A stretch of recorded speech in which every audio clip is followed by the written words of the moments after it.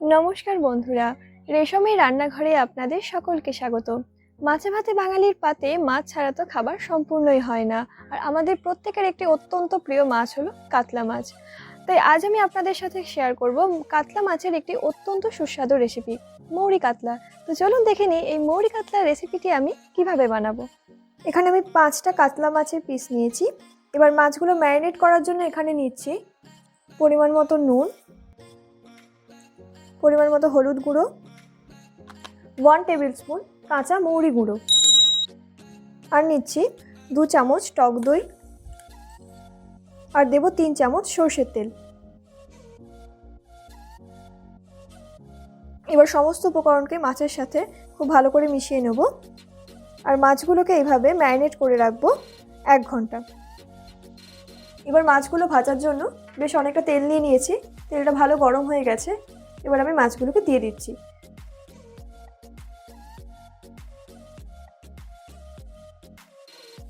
দই দিয়ে ম্যারিনেট করা মাছ ভাজতে গেলে আমাদের প্রধান যে প্রবলেমটা হয় সেটা হলো মাছগুলো কড়া দেওয়ার সাথে সাথে কড়ার তলায় আটকে যায়, বা মাছগুলো ঠিক করে ভাজা হয় না, ভেঙে যায়।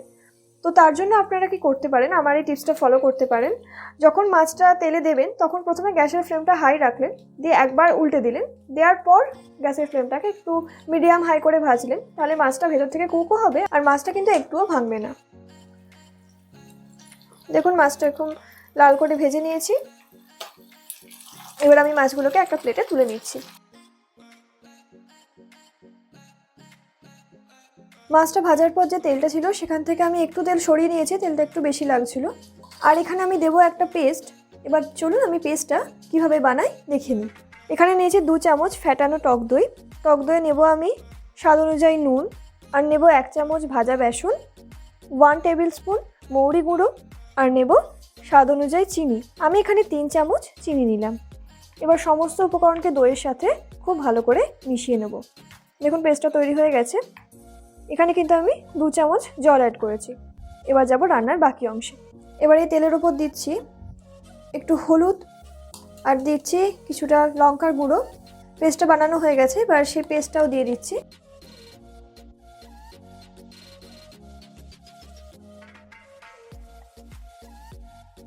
পেস্টটা দেওয়ার পর আমি লো ফ্লেমে মশলাটাকে কিছুটা কষে নেব। মশলাটা কষানো হয়ে গেছে। এবার এখানে গ্রেভির মতো প্রয়োজনীয় জল দিয়ে দিচ্ছি।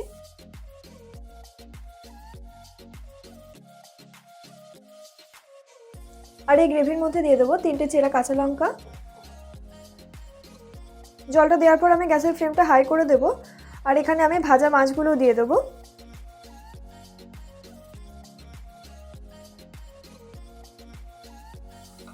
এবার লো ফ্লেমে আমি মাছগুলোকে কিছুক্ষণ ফুটতে দেবো।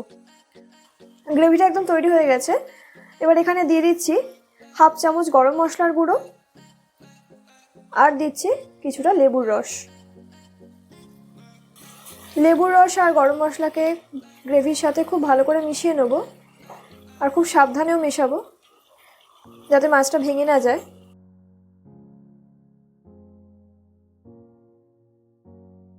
মশলা ভালো করে মিশে গেছে। মৌরি কাতলা কিন্তু একদম তৈরি। রান্নাটি কেমন লাগলো আমাকে কমেন্টে অবশ্যই জানাবেন, আর ভালো লাগলে লাইক ও শেয়ার করুন।